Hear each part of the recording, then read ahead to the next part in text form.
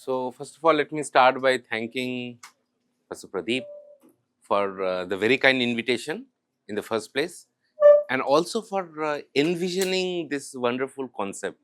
I mean, this is something which we think is real horizontal movement of knowledge across all scales. So, I think with Professor Pradeep's vision, I mean, he was showing us Vayu Jal today, that you get knowledge out of thin air, but then here he is getting knowledge. See, the problem is many people have knowledge, but that knowledge is getting spread and getting spread in the most professional and the greatest experts, and you get to see them. So, thank you very much for this event, and this is of course the third edition of this winter school. So, today I am going to talk to you about two-dimensional materials and two-dimensional atomic monolayers. Now, of course, many of you might have heard of something called graphene, and graphene is omnipresent now. So, what is graphene? And I was told that we should have it a tutorial way, so that most of the message you get. And in fact, when I was trying to make the slides, I did keep it in mind that I will not like to show you equations. It's not that equations are wrong or equations, but the only thing is the message has to be clear, that why are we doing some things and what message which we can get by solving those equations. Is that clear? And of course, the point is we would really like to get your views, and so we would look forward for a very detailed understanding and discussion. So, graphene is monolayer two-dimensional carbon, right? When you have two-dimensional carbon and if you have a monolayer, it forms a hexagonal network, and that hexagonal network is graphene. That is what graphene is all about. And so, then if you are a chemist, of course, you think of graphene as something, you think graphene in two different ways. One is that you think graphene is you take graphite and peel out a layer by layer of graphene out of graphite. That is one way. And what is that way called? That is a physical way of creating graphene. You take graphite, try to peel off layer by layer. Well, it is easier said than done. There are a lot of experimental skills involved here. We will come back to it. There is another way which is more, I would say more chemist way of thinking about it, is that let us think of a molecule called benzene, right? If you have two benzenes together and if you fuse two benzenes together, what is the molecule formed? Anybody? Naphthalene. Where do you use naphthalene? By the way, naphthalenes have a smell, right? It is a sweetish smell.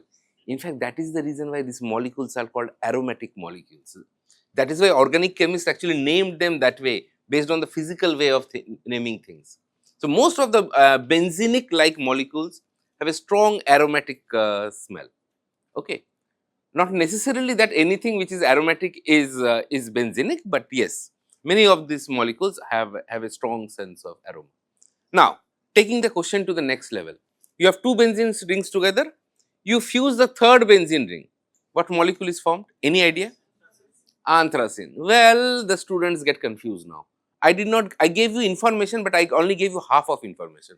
It is true that if I fuse all the three benzene rings together linearly, I get benzene, but if I fuse one of them in an angle, I get a molecule called phenanthrene. Now, what happens if you keep on fusing? Well, you get a large clusters of what are called polyaromatic hydrocarbons. What are polyaromatic hydrocarbons? Many of the aromatic rings getting fused together. Very famous molecule being pentacene. Pentacene means 5 such benzene rings fused together. Now, pentacene has been of a molecule of great interest for other activities, like people wanted to make field effect transistors and organic electronics with pentacene. There is another molecule. If you take benzene rings and fuse them together in a ring, they form a molecule called coronene. It's like a coronal. It almost looks like a flower. And then if you keep on fusing many and many of them, you get to a large graphene like structures, many benzene rings fused together. Now, being chemists, we are interested about world records. Well, as children, we are always interested about world record. Now, what is the world record of the biggest, highest number of such rings fused together?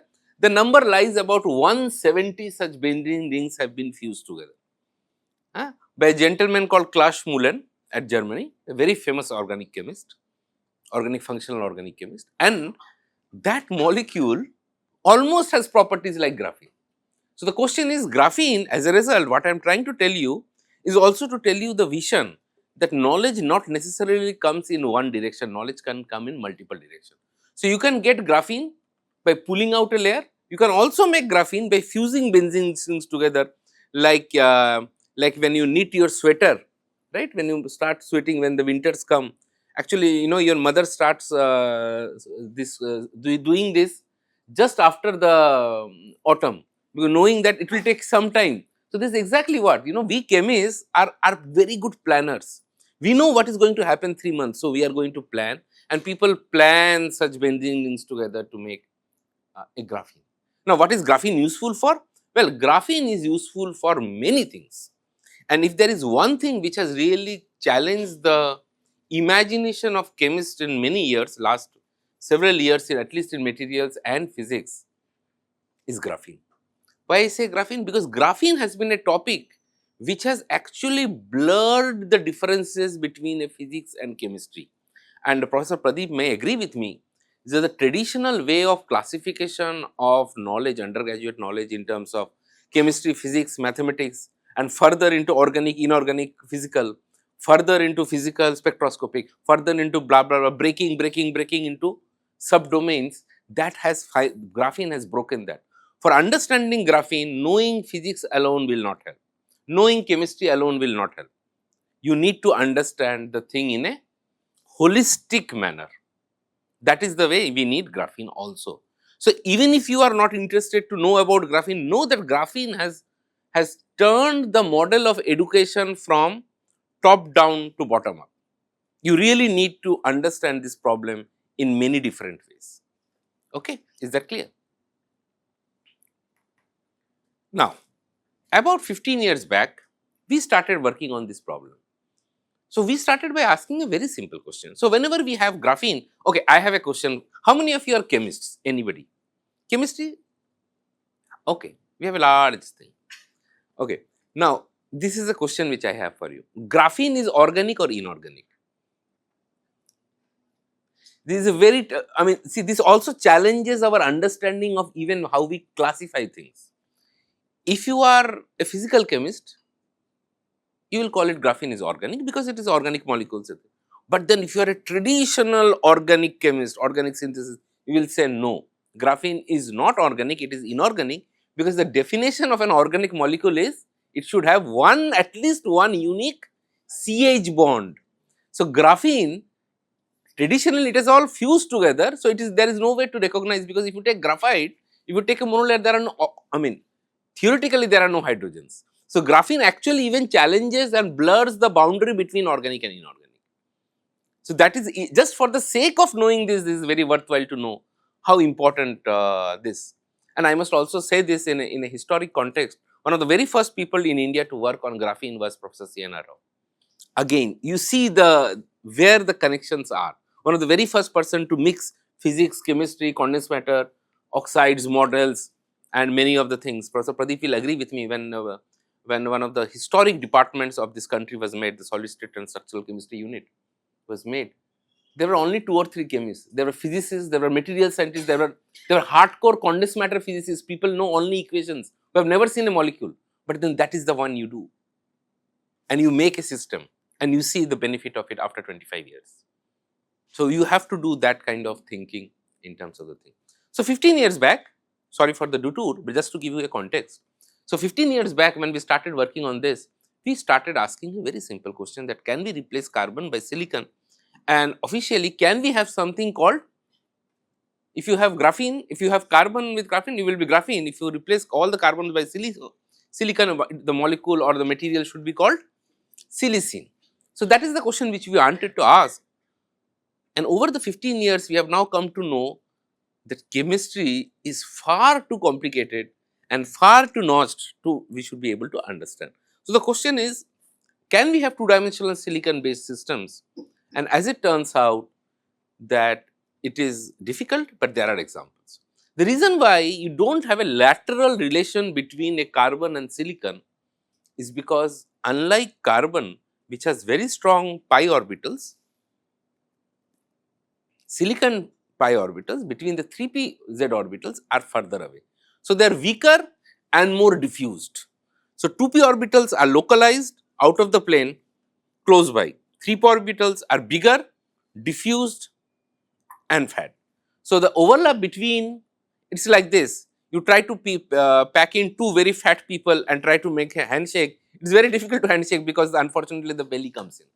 That is exactly what happens for the 3p orbitals, right. I mean, I am sorry to give you this, I mean this is a nice way to understand, but then the purist here would say, well, electrons are quantum mechanical particle, quantum mechanics does not have any, yeah, it does not have any shapes, it is like water, it does not have shape and thing. But I think for our understanding, we chemists always like to understand in terms of models. That is what we always understand. So, the question is, as a result, since the fact that the sigma and pi orbitals are not very strongly mixed, we have a large coupling between the sigma and pi orbitals. As a result, what we call as the sigma pi separation becomes problematic and the system becomes puckered. Have you studied that? The answer is all of you have studied that in a different context, and this is the place to make the relation. Have you heard of something called the Huckel theory? See, there are, I see people, all of you nodding. What did it tell you? It told you that you should count the pi electrons and conveniently forget the sigma electrons. And it works because of the fact that the sigma electron energy scales are different from pi scales. That is why when you said aromatic and when you do the electron counting rules and this, you are always worried about pi, never worried about sigma. For silicon, unfortunately, you need to worry about sigma. So, that is, in other words, the silicon system is also a violation of the so called Huckel rules. Okay? Did you get the message? So, I mean, Huckel did it many years back, many years back.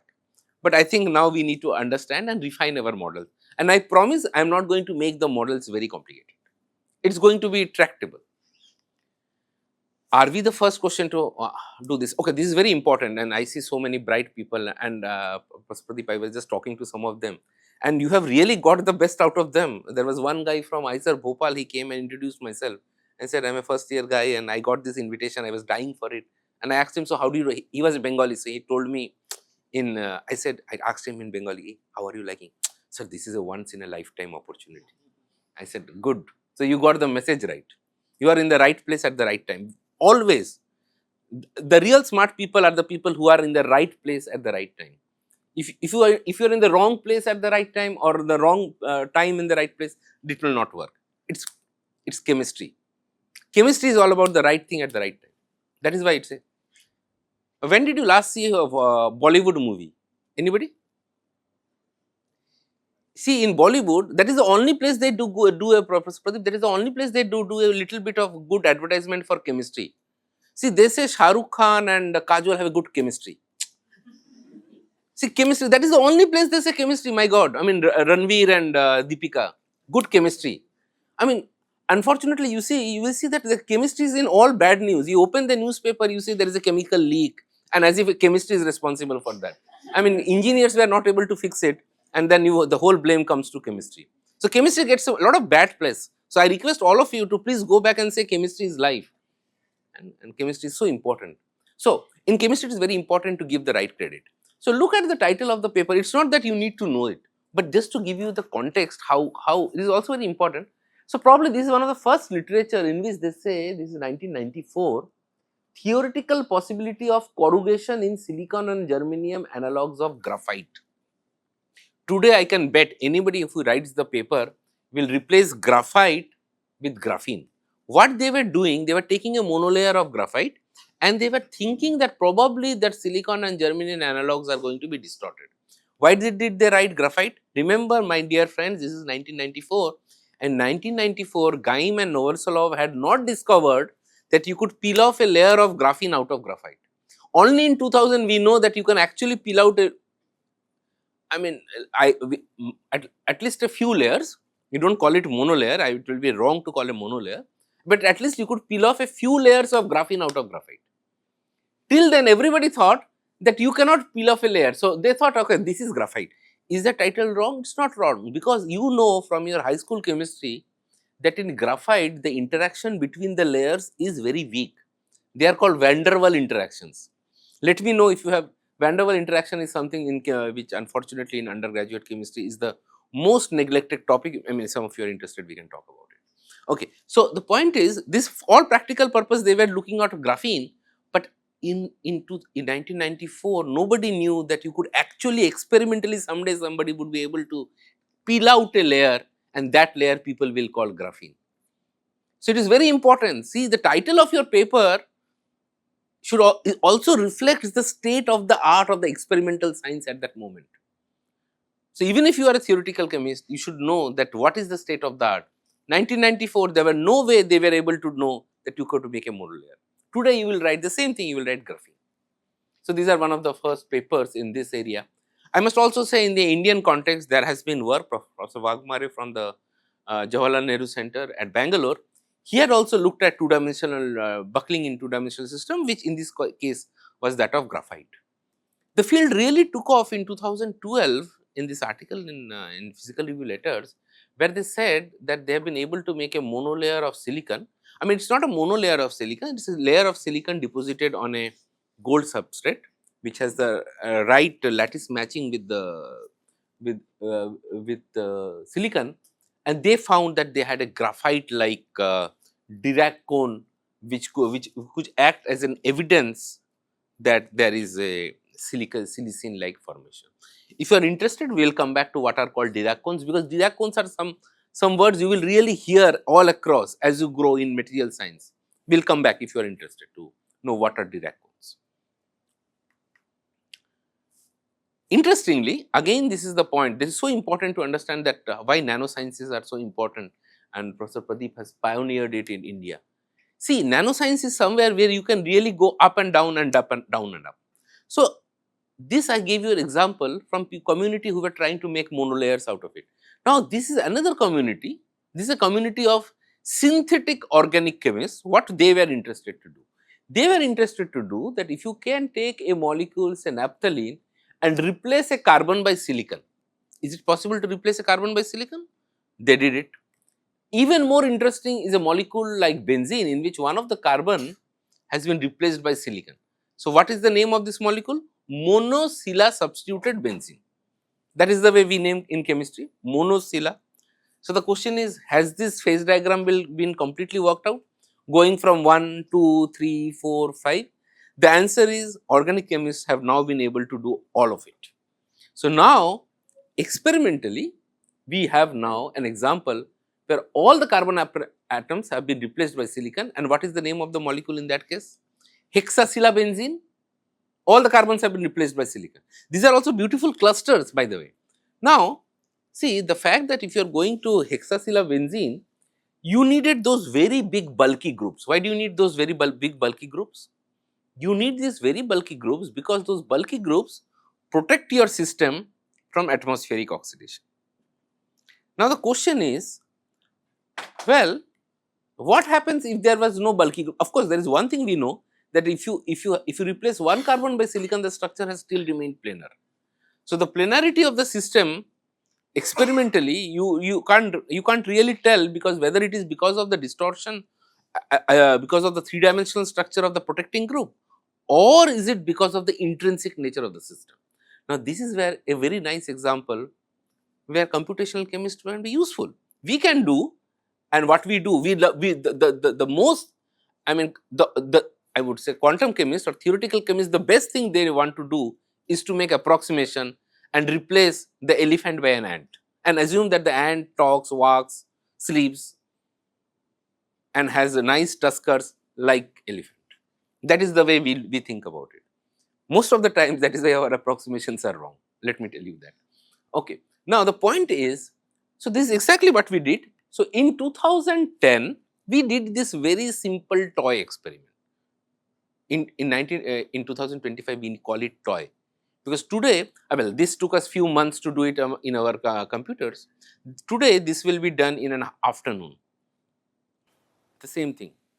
In an afternoon, it can be done, because computers have become faster, the programs have become faster, the state of the art has changed. So, it is also important to know that what was very important cutting edge in 2010 is trivia in 2025. So, it is very important to stay in relevance and work on relevant problem. You can be very smart, but working on an archaic problem is not going to lead anywhere.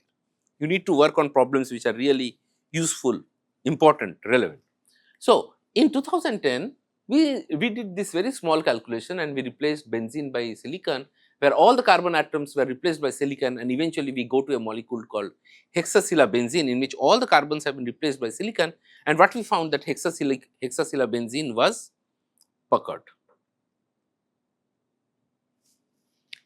In fact, this was reported in the first issue of Journal of Physical Chemistry Letters in 2010. Okay. Interestingly, the same year, Zepa Zepa and Seskevich published a paper in Science exactly supporting our model, which we said they had produced hexacillabenzene, and we say hexacillabenzene had a distortion, had a chair-like distortion. This is exactly what we had predicted. So, the point is, it is true that of course, again in an experiment you need those very big bulky groups to protect the system, but even without bulky group, when you replace carbon by silicon, the structure gets puckered. So, what is the message which we are telling? If you have benzene and you extend it, you form graphene. Graphene is perfectly planar, but then when you make silicene, the two-dimensional analog of graphene, that structure is distorted and that structure forms a buckled structure. That is the point which we are trying to see. So, what do we show here? This is what is called the phonon density of states. What is the phonon density? What are phonons? Now, see, sometimes chemists have a problem of understanding between phonon and vibrational modes. You know, any molecule would have vibrational degrees of freedom. How many vibrational degrees of freedom? Well, that depends on the nature of the molecule. Linear molecule and non-linear molecules have different vibrational degrees of freedom. Now, so any non-linear molecule would have 3n total degrees of freedom. Out of that, 3 of them goes for translations, 3 of them goes for rotations. The remaining is 3n minus 6, and those 3n minus 6 degrees of freedom are your vibrational modes. Example, very famous example being carbon dioxide. Carbon dioxide is in news for all reasons. Okay, so think of carbon dioxide. So what are the different degrees of freedom? Carbon dioxide is a linear molecule or a non-linear molecule? First of all, linear. So how many degrees of freedom? 3n minus 5. So how many atoms? 3. So how many are remaining? 9. 9 minus 5, 4. What are they?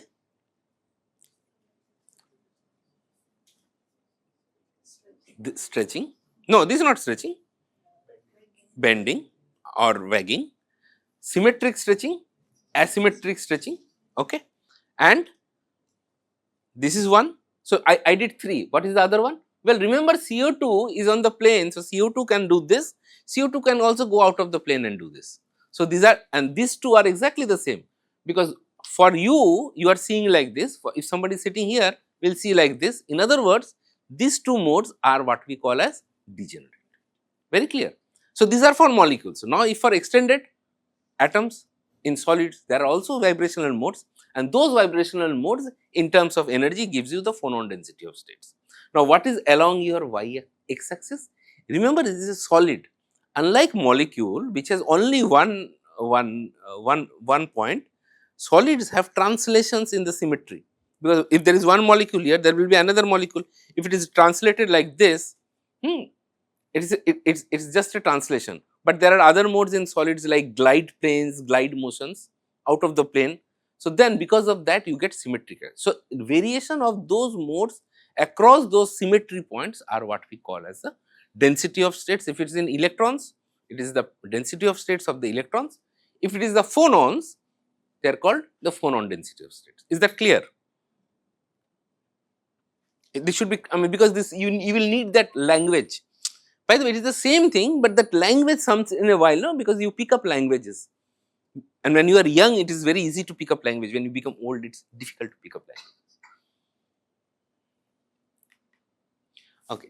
At this moment of time, we also found something, that if you have a distorted silicene, as I told you that silicon is distorted, two-dimensional silicon is distorted, and if you have a distorted silicon, if you have metal ions which can give or take electrons out, that structure again becomes perfectly planar. So the puckering gets hampered. So, what did we do? We did this calculation for lithium. There was no particular reason for us to work on lithium.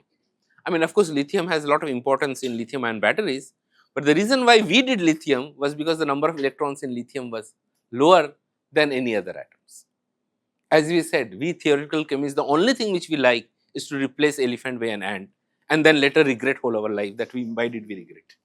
Okay. Now, I say why I say regret, because you see, at that moment of time, we did not know that there was a phase of silicene which is called calcium silicide, in which silicon is perfectly planar and there are calcium atoms which are intercalated in between. Why didn't we do calcium? Well, we didn't do calcium because calcium had more number of electrons than lithium, one.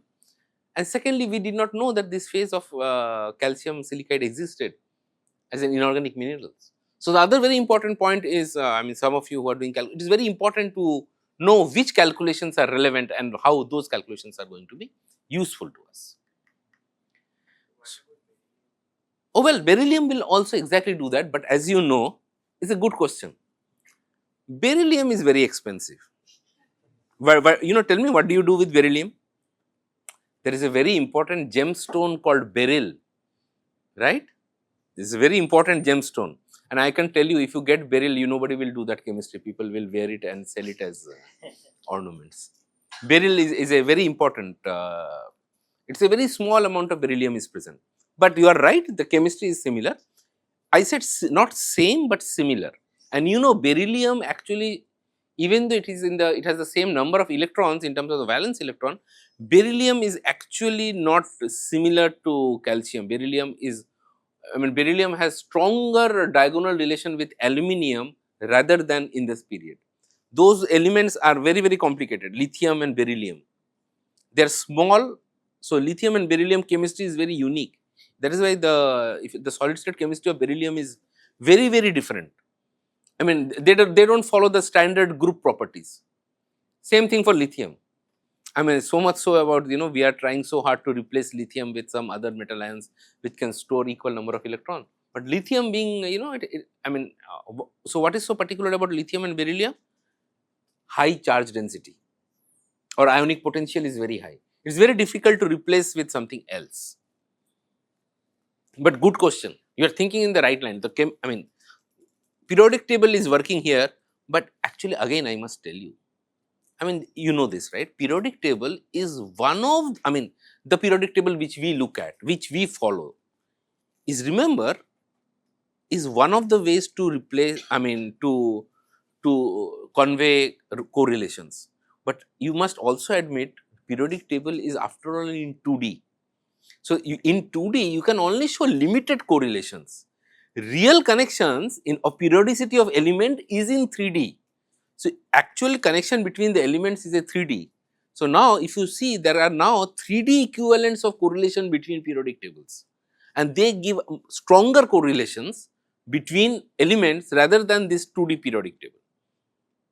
So, again I must say, because you are young chemists and you are thinking in the right line, what is the first word which comes to your mind when I say A?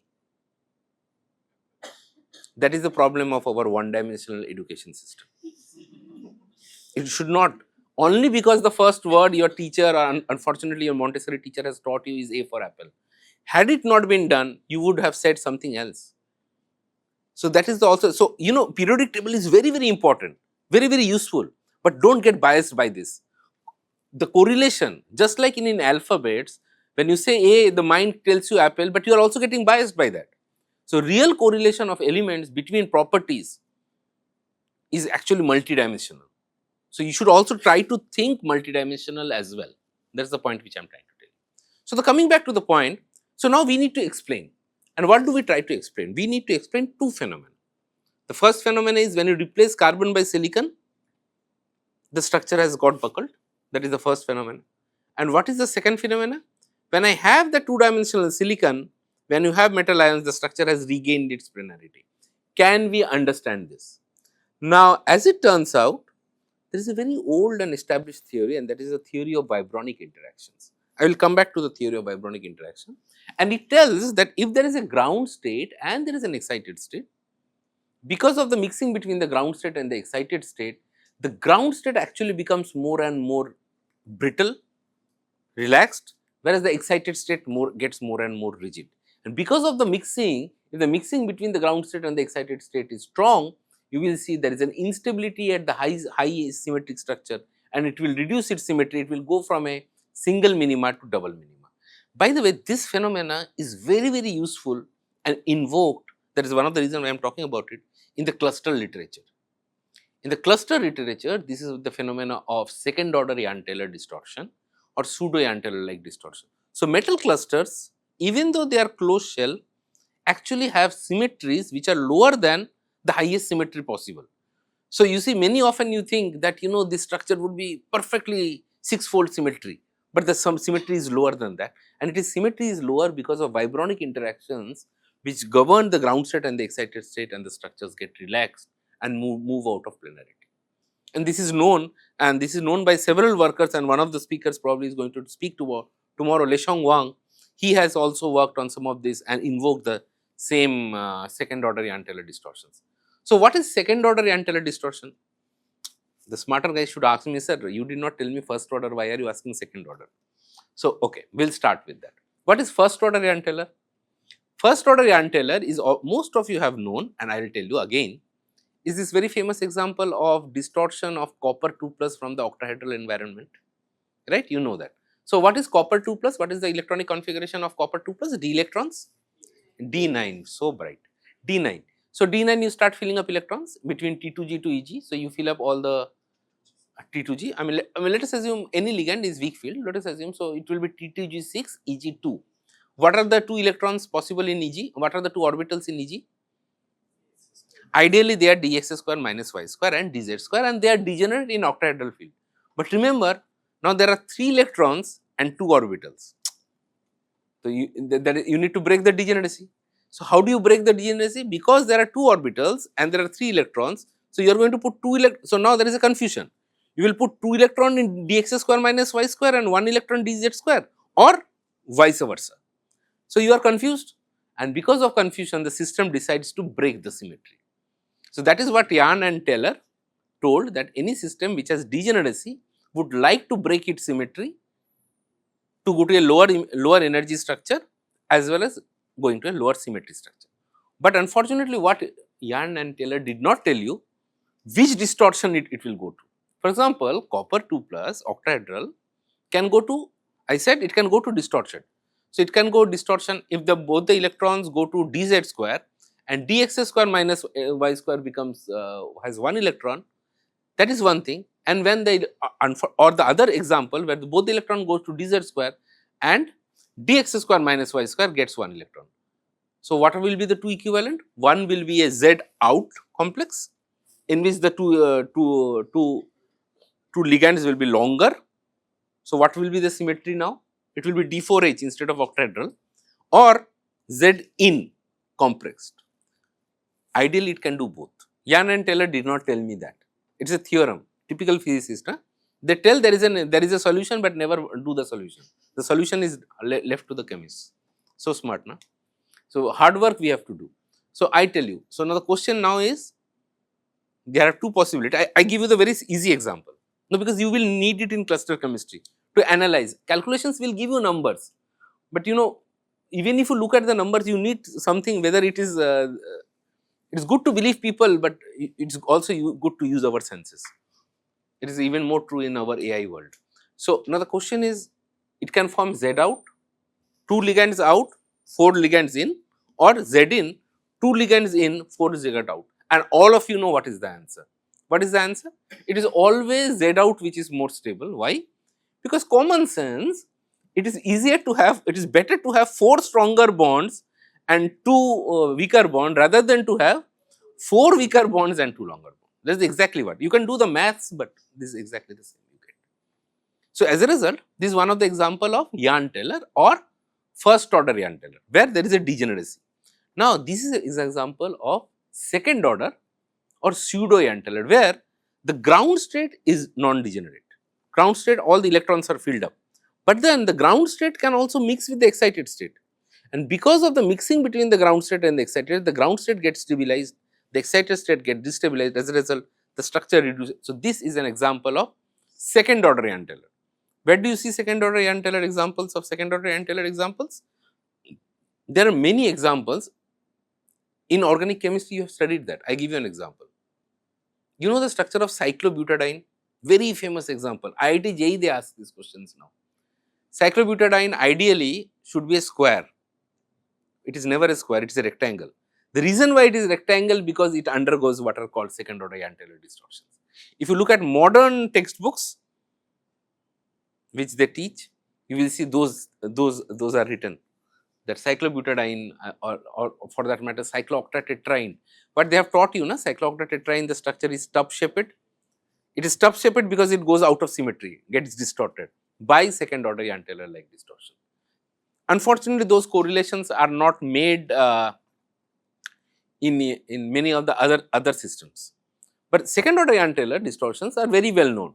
So, second order Ayan-Taylor distortions are important when the electronic gap between the field and the empty orbitals are less. And of course, it is less for in the cluster literature, because these are metal clusters.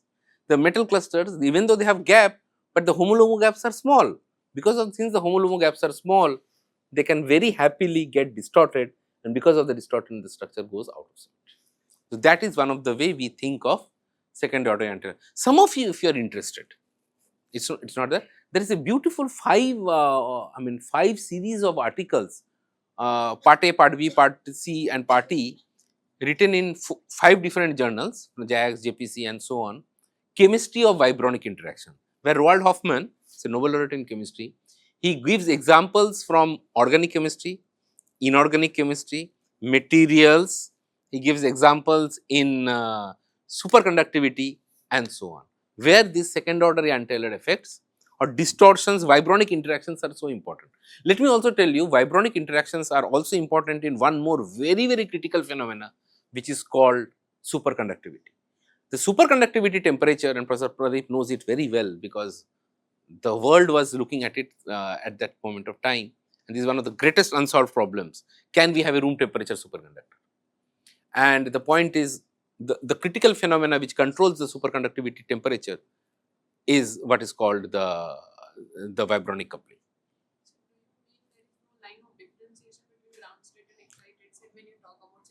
Well, the question is, if the gaps are small, they can interact vibronically. So, typically systems which have a lot of vibronic interactions are systems which have small gaps. So, you have understood my talk. So, what happens is, you go from carbon to silicon, think of your periodic table: carbon, silicon, germanium, tin, lead. As you go from carbon, carbon is large gap, mostly organic. Silicon also gap but less. Germanium is a metal. So, as you go down the periodic table, for elements, most of the structures are distorted, because the gaps are small, and if the gaps are small, distortions are high because of this vibronic interaction. This is exactly what we found, and that is exactly the message which we go, that if you go from carbon to silicon, the electronic states are coming closer to each other, and since they are coming closer to each other, they get distorted. Now, what happens when you have metal ions which drag electrons out of it? That is what is happening for lithium and calcium. The gaps open up. Something which drags out electron, your gaps have opened, and if your gaps have opened, again they will not interact. As a result, the interactions go down. So, the question is, why this did not happen for benzene? Well, benzene also it could have happened, but the benzene, for that the gap is, look at 8 electron volts, huge amount of difference. So, there is no coupling between the ground state and the excited state. And what happens when you go to silicene? Gaps have come down, and since the gaps have come down, they will now vibronically dipole, and as a result it forms a double minima. Where do you see double minima in chemistry? All across chemistry you have seen double minima. One of the greatest example is whenever you have studied kinetics, you have gone from reactant to product by a transition state, double minima. So, what was a ground state, because of coupling it has become now a transition state. The high symmetry point is no longer stable, it has gone to a lower symmetry structure. And that is exactly what Marcus has done. See, Marcus was a very smart guy. Marcus actually did what Marcus did. We connected the transition state theory with the theory of electron transfer and connected that, and using vibronic interactions. So, what we had predicted, and this is about 2015, we had predicted that silicene is going to be distorted. That time germanium was not known. So, there is a two-dimensional material called germanium, and what we had predicted, the germanium is also going to be distorted, and this was our prediction, and that is what we wrote in 2014 in accounts, that unlike carbon, silicon is going to be strongly distorted because of Ian-Taylor distortions. And today about 15,000 papers have been written on germanium, two-dimensional germanium, and each of them, experiments and theory, have found them to be distorted.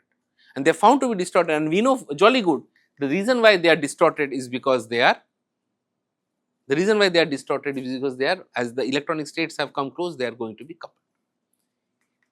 2015, if you have followed this literature, it is very important to ride the tiger at that right moment. The smart thing is to, of course, get down the tiger. That is the bigger problem. But anyway, we will come back to it. Okay. In 2015, there was a new material which was called phosphorine. It is two-dimensional phosphorus.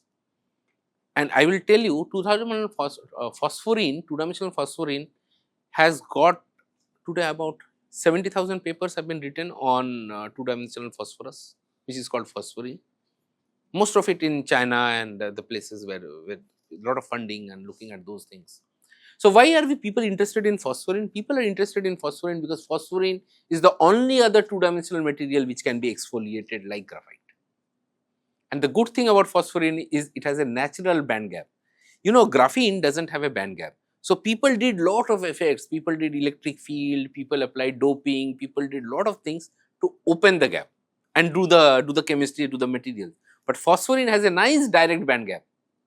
So, of course, there is a lot of interest to work on phosphorine. So, let us look at the structure of phosphorine. By the way, this also helps us to understand one more thing. It also helps us to understand that if you have a two-dimensional silicon, a two-dimensional silicene, and if there is an interaction between the layers of silicene, this is going to form a puckered structure, and that puckered structure is the structure of silicon. See, graphite or carbon has many allotropes. One of the very famous allotropes is graphite and diamond. Diamond, the interlayers are connected by covalent bonds. Silicon has only one phase, which is diamond-based silicon. This is exactly what it is showing. Because of the fact that silicene is distorted, if you bring them together, they will form diffused and form network solid. And this is exactly what it forms. So, it also helps us to understand the structure of silicene. By the way, I must also say carbon has also one more allotrope. Anybody can tell me? I would be very impressed. Of course, you know, I mean, schools now teach graphite and diamond.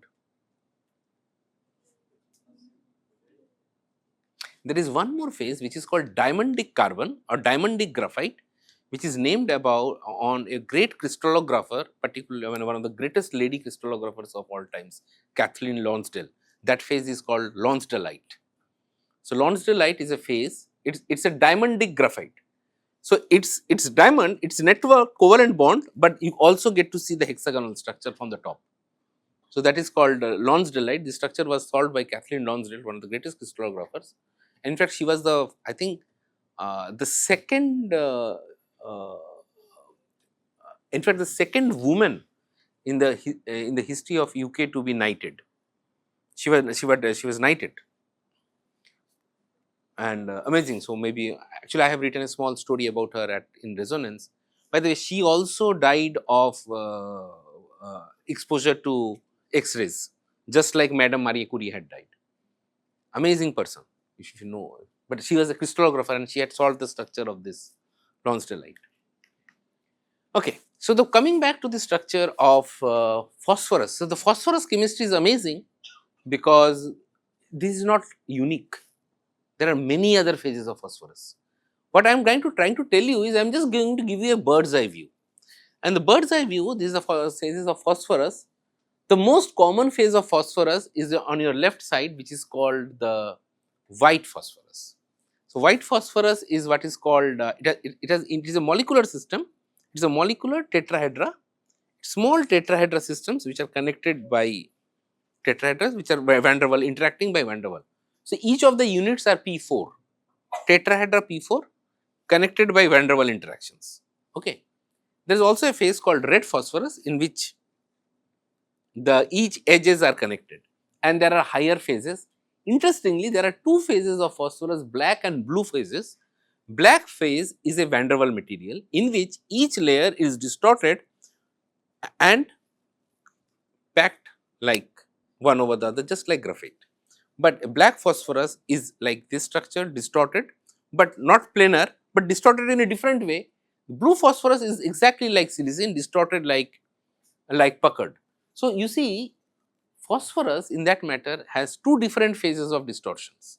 One which forms black phosphorus, the other one which forms blue phosphorus. And the black and blue phosphorus together, they make what we call as the two different phases of phosphorus. So the guy who was sitting here, Lai Sheng Wang, Hmm. was supposed to have discovered phosphorine, Yeah. but his paper went, and at the almost the same time, paper from Northwestern went, Yes. and well, he did not put the phosphorine as his title. That's about it. And by the way, phosphorine now has about 70,000 articles. I mean, it is the next most important thing after graphene. Okay. So, the reason why black phosphorus again important, why black phosphorus is important, because black phosphorus has a nice natural band gap, whereas blue phosphorus, it is called blue because it is an indirect band gap material. So, you see, when you call something a direct band gap, you call something a direct band gap if the highest point on the valence band and the lowest point on the conduction band are at the same K. They are just one over the other. Whereas it is indirect band gap if the highest point of the valence band and the lowest point of the conduction band are not coincident. What has that to do with? Well, it has very, very important applications in materials. If something is direct band gap, you can excite, the electron goes up, the hole stays back, and of course they can recombine. But if it is an indirect band gap, you put the electrons, the electron comes here and the hole is here, but the electron and hole cannot combine because the K, they are not preserved. So, if the electron and the hole have to combine, it has to move diagonally, and if it has to move diagonally, electrons cannot move diagonally until and unless they are being forced to. So, indirect band gap materials are materials where you can actually, which have long phosphorescence. The excitations, the charge carriers stay for a longer time. There is a lot of interest in this kind of materials. So, what we have shown that in this case, the reason why you have, for example, this is benzene, no distortion, you have other systems like silicene, which has distortions because of out of plane, and there is black phosphorus and blue phosphorus, and they have distortions, at various points in the gamma of the phonon wave spectrum, and each of them produces a structure, and those structures are important. I am sorry, this is the only theoretical slide I would like to show you, just for the sake of showing. For example, this is the ground state energy, this is the energy which is coming from mixing, and this is the term which gives you the vibronic interaction. It is the interaction between the ground state and the excited state via distortions in the mixing of the vibration, and this is very important. By the way, this term is the same term which you get to see in molecular orbital theory when you see mixing of orbitals of, okay, I give you an example. All of you have done this. I mean, the connection has not worked out. You know how do you draw the molecular orbital of H2 molecule? All of you know. One hydrogen atom, bonding, anti-bonding. Now, the textbook would also have an example of hydrogen fluoride.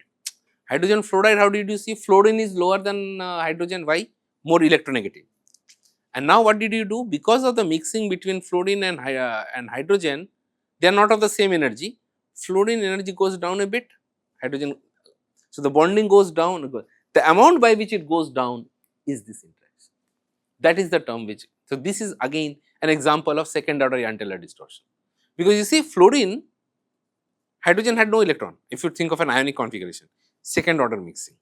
That is the kind of interaction which you see, and we have worked that out, and we have seen that any two-dimensional system can undergo distortions, and because of interestingly, but we see that when you go to blue phosphorus from the hypothetical perfectly planar phosphorus, that this is the structure, whereas when you see black phosphorus, it goes through a other different structure which is a higher energy D2H structure, and from there it goes to this. By the way, the mathematics and the machinery of it has already been worked out in the context of Raman spectroscopy by an amazing person, late Millard Dresselhaus. Late Millard Dresselhaus at MIT, she had a compendium of vibronic interaction modes between various states in any materials, particularly even in graphite and other nanomaterials, in which she had worked out for each symmetry what are the possible distortions which are possible. You can look at some of her huge amount of work which she had done in at MIT. She passed away a few years back. So, of course, the fact that black phosphorus and blue phosphorus are different is because black phosphorus has different. So, what is the structure of black phosphorus? Is like this, step up, step down. So, the exposed areas of black phosphorus and exposed areas of blue phosphorus are different, and that of course leads to different properties. In fact, this work has been done by one of my ex students. She also happens to be in the audience. She is currently working as an Inspire faculty here at IIT Madras. So, thank you for doing this work. Interestingly, so what do you do with distortion? I think I will conclude in next few minutes. Okay. So, what do we do with this distorted and buckling structure, buckled structures? Are the buckled structures useful? The answer is yes. The buckled structures leads to very, very important properties. I give you an example. When you heat a material, typically when you heat any material, what happens? Material expands, right? And the amount by which it expands is what is called the coefficient of thermal expansion. And most of the materials, 99.99% of the materials have coefficient of thermal expansion which are positive. You heat, it expands. But then the molecule of life, you see, if I come here, I mean in Pradeep's place, I need to talk about water. And when the most important molecule of life, water, actually does something very, very curious. Of course, it expands, water expands most of the time, but then between this very small temperature window of 0 to 4 degrees centigrade, water actually contracts. And this contraction of water is what saves the aquatic life of whole of the Arctic and the Antarctic environment. So, what does water do? Between 0 to 4 degrees centigrade, if you heat water, water actually contracts. Why it contracts? Well, it contracts for the same reason why it contracts. I will come back, I will make the connection with water. So, but of course, this is what nature has given or world has given, but then well, we are very thankful to nature what it has given, but being material scientists, we are not only happy with nature has given, we would like to work more on it and refine it. So, of course, there is a lot of interest in these materials. Some materials called materials with negative thermal expansion. They are also called metamaterials. They are called metamaterials because they show property which are unique, in which if you heat the material contracts. So, what happens? So, typically when you have, so these materials like this distorted structures like tetragraphene or trigraphene, in which there are 4-membered rings and 8-membered rings, or there are 4-membered rings or 3-membered rings and 8-membered rings. See, this is tetragraphene, you see, 4-membered rings and 8-membered rings, whereas this is trigraphene, 3-membered rings and 8-membered rings. These systems show very, very unique properties because of distortions, because when you heat them up, they contract. How do you understand this? Because this is counterintuitive, right? When you heat something, it expands. Why do they contract when you heat? I give you an example. Let us assume, I mean, this is one of the very standard ways we think. Any bond between two atoms, if you heat, it will expand. But then chemistry is not only about bond, chemistry is also about angles and dihedras. Now think of it, any of these systems would have various vibrational degrees of freedom. Now, if I am able to excite to a vibrational degrees of freedom in which the end-to-end distances decrease, then of course, I will see the system has contract. I give you an example. Remember the famous example of carbon dioxide. Let us assume this is the mode. Now, if I am able to excite carbon dioxide to this mode, where it comes from here to here, now if I see end-to-end distance from here to here, if I come here, the end-to-end distance has actually decreased. In other words, in materials, this is an example, simple example I gave from molecules. Materials are even more interesting and complicated. What happens for materials? You see, in materials, these are all tetrahedras which are connected. Now, if you are able to excite to the, see, these are tetrahedra which are connected by end-to-end corner sharing. Now, if you are able to excite it, those corners will get crumbled, and if the corners get crumbled, the end-to-end distances will come closer. So, as a result, these materials show prolific negative thermal expansion in which you heat it up to say 2000 degree Kelvin, the system actually contracts. So, one of the classic example is graphene. Graphene actually contracts till 800 Kelvin. Yes, 800 Kelvin, which is very good. 800 Kelvin is very good because you can, most of the time you can work with it. So, where do you use this kind of materials? Well, you use these materials, in fact, Nike has a shoe. I mean, those shoes are too expensive for us to buy in any case, but if you are a sportsman, if you want to compete in Olympics, I mean, then you need those shoes because you have to compete with them. So, Nike has a shoe in which the sole is made up of this kind of auxetic materials, in which when you run, see, typically when you run any material which it expands, the other two ends will contract. That is the nature of the things. These are the Poisson ratios are positive. Now, if you have a material when you run, this thing will not expand or will not contract, but rather expand, then you can run much faster. These are what are called auxetic shoes by Nike. It actually sells it. So, these are materials where this kind of nanomaterials are used. You can see that. These are the auxetic materials with this. So, these materials actually under stress or under heating, they contract. So, these kind of materials are very useful. Now, you should ask me this question, that what happened to water? Why water contracted in 0 to 4 degrees centigrade? Well, this is one of the unsolved problems in physical chemistry, because we roughly know the answer, but we do not know the answer to that extent in which we really want to know. So, of course, what we know is water, as you know, water is also a tetrahedra, remember? Water is this, but including the lone pair, it forms tetrahedra, and the tetrahedras form nice hydrogen bonding networks. And then when you between, say, typically those hydrogen bonds, they're flexible, but then hydrogen bonds are also connected. So, that roughly gives you, even though it is a very dynamic picture, but at any moment of time, that those tetrahedras are connected by those hydrogen bonds. Now, between 0 to 4 degrees centigrade, when you heat it up, those hydrogen bonds can actually break and reorganize and come little bit closer. And since they come little bit closer, you see them contract. Now, what happens after 4 degrees centigrade? Well, after 4 degrees centigrade, the hydrogen bonds are completely lost. Then, of course, the molecules are far away from each other, and then, of course, they start expanding. So, water does this very, very unique because of the hydrogen bond. That is what you have read in that, the reason why, in fact, this is what is called as the anomalous expansion of water.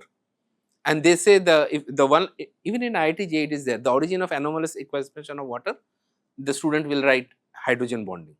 This is exactly the reason why they say hydrogen bonding, because the hydrogen bondings are flexible. So, between 0 to 4 degrees centigrade, they reorient to occupy a volume which is more efficient. See, the packing efficiency, if you think of a solid, the packing efficiency is defined by the structure which it forms. Now, if if it can go to a higher, more packed structure, you will get it contracted. That is exactly what happens. Thank you for understanding this. So, I mean, 2 years back, when two-dimensional molybdenum was made. So, what is two-dimensional molybdenum? It is two-dimensional molybdenum, and what we have, in fact, we worked with the experimental group, and we did publish it in Nature Nanotechnology, where we said that if you have a two-dimensional molybdenum, this structure is again distorted out of planarity, and this again is a support to what we had predicted. And this is exactly what we see. Finally, I mean, probably in the next 1 minute I will stop. What do we know? So, this is the periodic table of two-dimensional elements which we know as of now. We do not have a large data. This is available, this is about 4000 data we have, 4000 two-dimensional materials of atomic systems, and all of them, most of them are distorted, and they are more distorted as you go down the periodic table. The only exceptions being carbon, nitrogen and boron, the first low elements, they have a high contribution of the undistorted structures, and we know, of course, for sure the reason why they have less contribution from the undistorted structure, because these are the first row elements, and those first row elements have large gaps. So, if they have large gap, the pseudo-Ion-Taylor distortion or the second order Ion-Taylor distortions are less. As you go down the periodic table, the distortions increase. So, finally, I would probably stop here by this example. This is the periodic table of elements. This is not very updated, but you see there are a lot of elements which still do not have two-dimensional structures. Experimentally, we do not know. The latest one was that of gold. Gold, for this they reported, is called ornithine, which was two-dimensional gold, and two-dimensional gold is also distorted, which is again what we have told. So, of course, we say that the distortion is a common feature of two-dimensional materials, and distortion, more importantly, distortions add lot of new properties. That is the more important, because of distortion you get to see a lot of interesting properties of doping, interesting properties, separation abilities, storage abilities, electron conducting ability. So, finally, I will stop here with this message. In fact, this is from Surf Excel. So, Surf Excel has this, you see the life of a advertiser is very difficult, I tell you that, because see, particularly if you are selling a washing powder, see, everybody would like to have what will a washing powder show, that I will clean it and I will make it white. Now every advertisement was showing white clothes, white clothes, white clothes, when you don't have options. So then they thought, okay, we'll do one thing, we will actually make a dirty one to show that the tagline was in Hindi, it was written, Daag achhe hain. It is good to be it's good to be it's good to be yeah, it's good to be distorted. So because if you have distorted, then it gets a lot of properties, and that gives you the natural feeling. So two-dimensional world is exciting and interesting because also of distortion, because it also gives you a lot of ability to manipulate and ability to control that. So in fact, there is also a paradigm shift in the way we have thought about two-dimensional systems.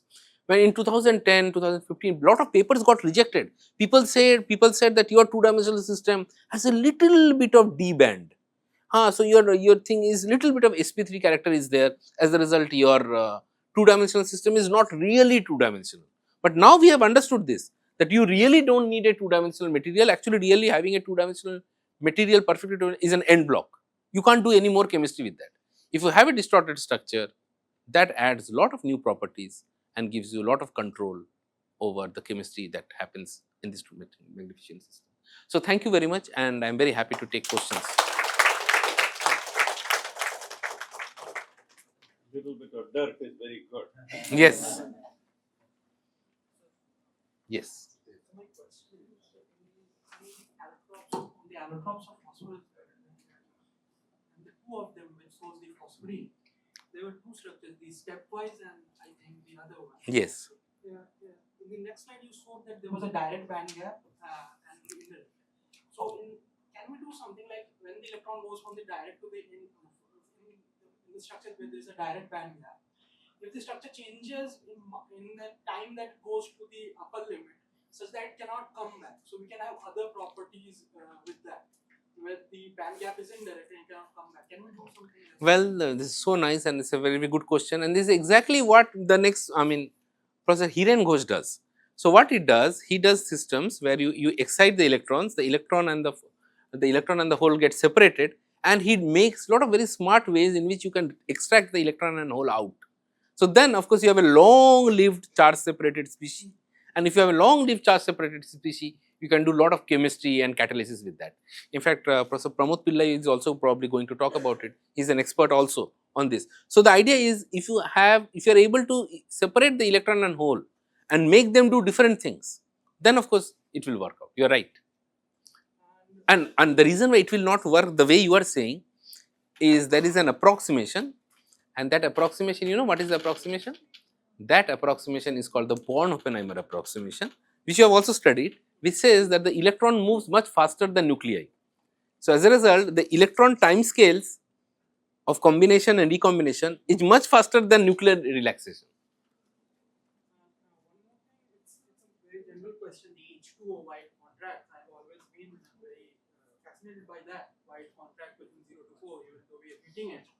As you said, when we are heating it, the hydrogen bond, though it is contracted, but it's taking such an orientation that even though it's orienting, but to stabilize the system, it is taking an orientation such that it's the overall spacing is decreased. Is that how?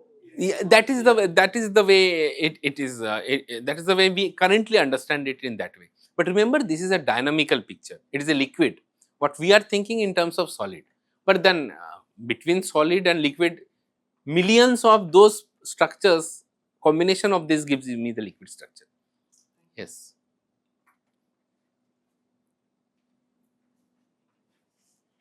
So in one of the example of the phosphorus you have shown, there was actually a variation in the band gap as a function of elongation. Yes. So what was exactly going on in that? We didn't get time. Yes, to yes. grasp So, that. so that is what is called, as we distort it along those modes. You know, the rule of the game is, because of the second order mixing, the ground state will get stabilized, the excited state will get destabilized. Is it being verified there? So we see, as we distort, the ground state gets stabilized, the excited state get destabilized. So that is what we actually showed as a strength of the distortion. But they are not going to be stable structures at these. No, they are not. These are this is a more dynamical change. You are right. This is the dynamical origin of the distortions.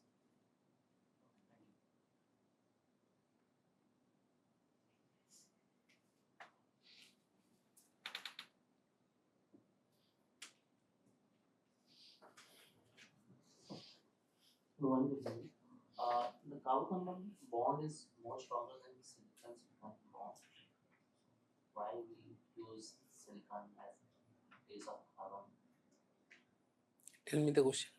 Sir, I'm just want to know if the carbon bond is more stronger than silicon silicon bond. Yes.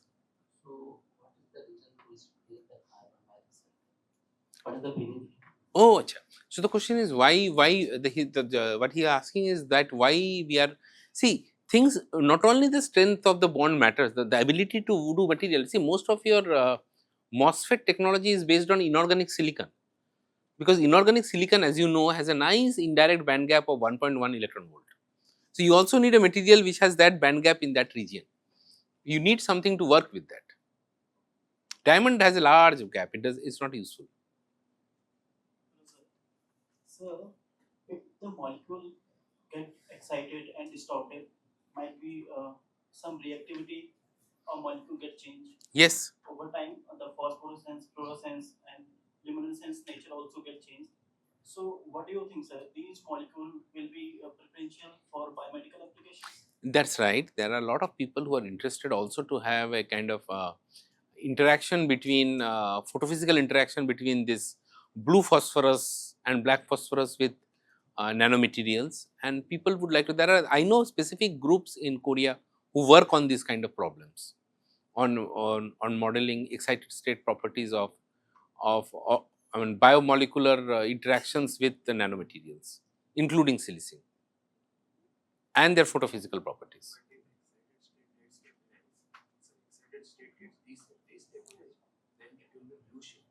Yes.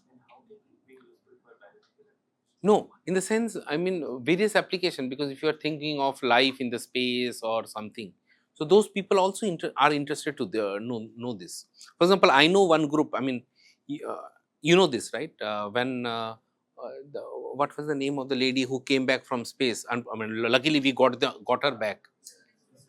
Huh? Sunita Williams. See, when Sunita Williams actually came back, I mean, people have found out that I mean, now we know, because she, uh, she has herself become a very important problem of study, because she had a prolonged exposure to space much longer than what we had been planned. So what she has now got is what is called the chicken foot syndrome. So you know, her legs have become very thin. So people now want to understand, because of prolonged exposure to space has also changed the bone densities in such a way. So this is a very typical problem. I know a specific group in ISRO working on this problem. You know, exposure of long time of humans in the space, what it does to their body. So those are some problems also interested. And also silicon is one of the most silicon is the most abundant element in the universe because of the nature when it was formed. So there is a lot of interest to understand what will be the interaction of silicon in outer space as well. So myself, Nurji from Pradeep Sir Group. So you showed a slide of trigraphene and tegraphene. So can you please explain the difference in properties of both properties and application of these two? Yes, so trigraphene is 8-membered ring with 3-membered rings together, and T-graphene is tetragraphene, where 8-membered rings are 4-membered ring. So they have properties. In terms of the property which we have studied is the thermal properties. But we find that these materials actually, when you heat, when they actually contract. So, they have very high negative thermal expansion properties. So, these materials, if they can be made a composite with other polymers or the other systems, they can be very nice systems. So, these are metamaterials, and then if these metamaterials can be grafted on standard polymers, you can make very important garment in garment industry, wearable electronics, they have lot of applications.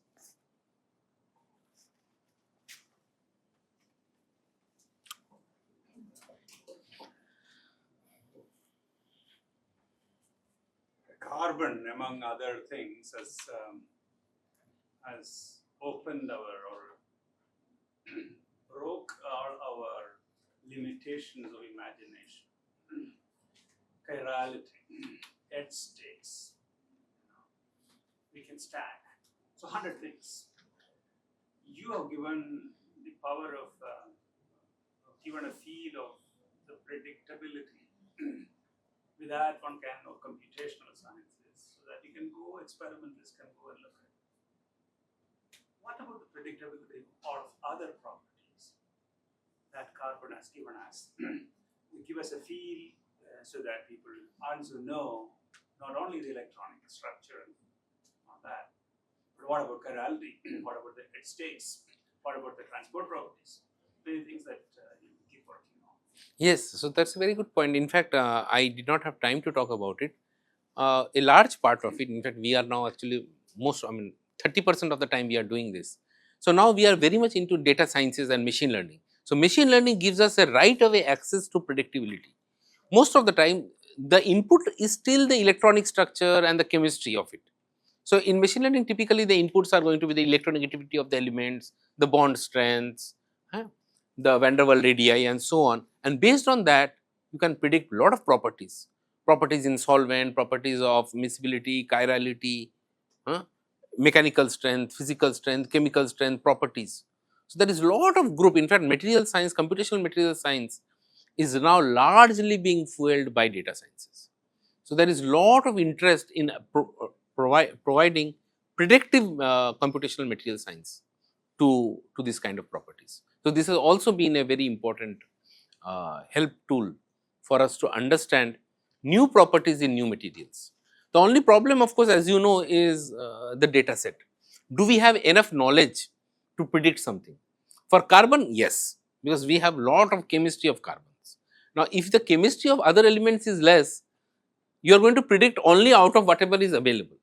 So, of course, that has put a limitation, but then there are also other ways in which you can work with small data sets as well. So, there are a lot of interest to work on this kind of systems. Chiral silicon.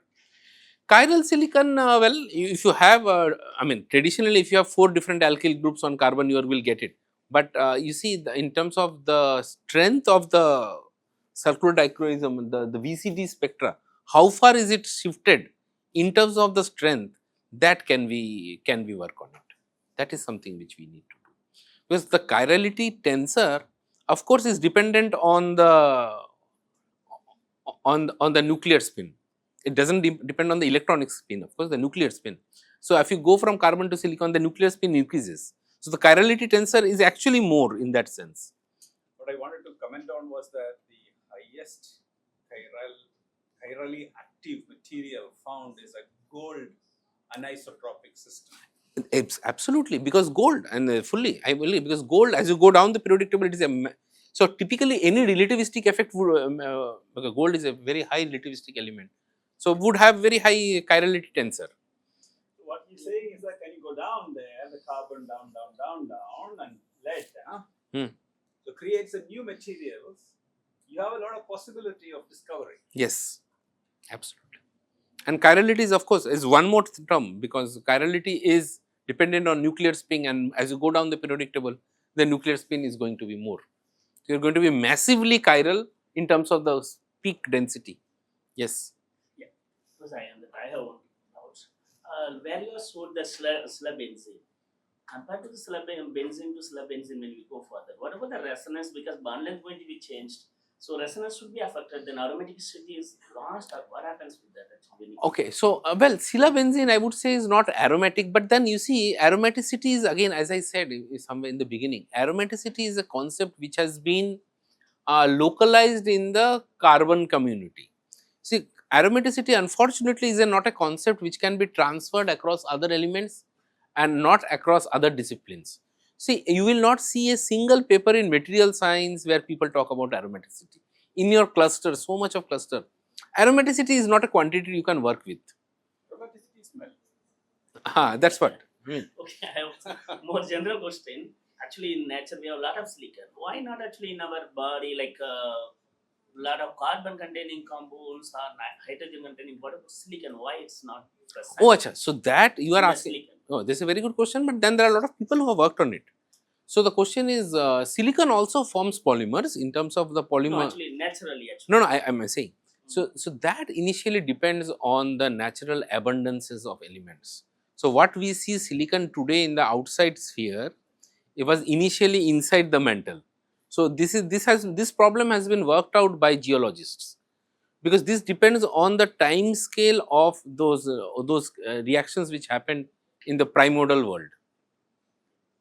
Very nice. Thank you. So some years ago, Jean-Marie Lane was here in another seminar hall, and he was talking about what he is working on today or now about memory, supramolecular assemblies and memory and things like that. So quite a bit of unusual properties are there with molecular systems. One such property you commented on just now is physical properties like smell, aromaticity.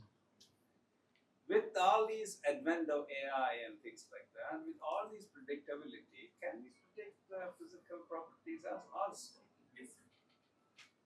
Yeah, I mean, this is a wonderful question. In fact, we now know. See, one of the first recruitments of AI ML courses were in the fragrance industry. Yes. They actually recruit the AI codes. If you see the codes which they use in the fragrance literature, is massive.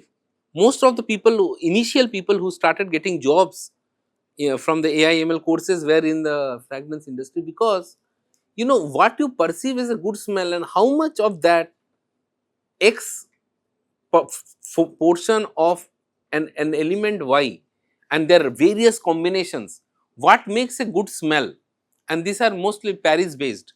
I mean, see, the Paris French perfume industry is very developed. So there are a lot of people who work on trying to make the right formulation. It's not a formula, but a formulation. There is not a unique way. But I agree with you. The perception is also not a formula; it's a perception. So now that we have come to this, it is also important for everybody to know that I teach a course on innovation and entrepreneurship. And last course had 530 students, edition of this course. So one of the things, big innovation is happening. Every time I have been asking, hey, how do I make money? Huh? So with all these that you are hearing, that's also an important point. So in this context, what you said is that all these assemblies are supramolecular assemblies, or whether artificial intelligence, or whatever kind of thing, everything is moving towards skincare. Overnight beauty. Okay. So there's Laurier, and this company has come up with a machine. And somebody was talking about new innovation. It is in the context of this course. So what you do is that you have, after a flight to New York, you come down at the airport. You have to go to a lecture hall or an interview. You want to appear reasonable. You take a photograph on your mobile phone, and the device tells you, or a particular website tells you, or the machine tells you, this is your view, the product. Take this angle, that angle, this angle, pictures, and click. Then the machine will do all that analytics based on your skin and your interest and whatever, because you might be going on a date or you might be going on whatever, depending on all that, the machine will make some kind of formulation and spray it on you. This is exactly what AI codes are supposed to do.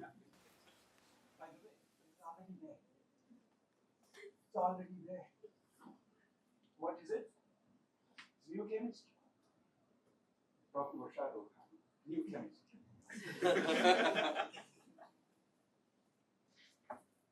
Thank you, sir, Thank for you. teaching us that sometimes imperfection can open door that perfection never could. Thank you so much. Oh, That's a very nice message.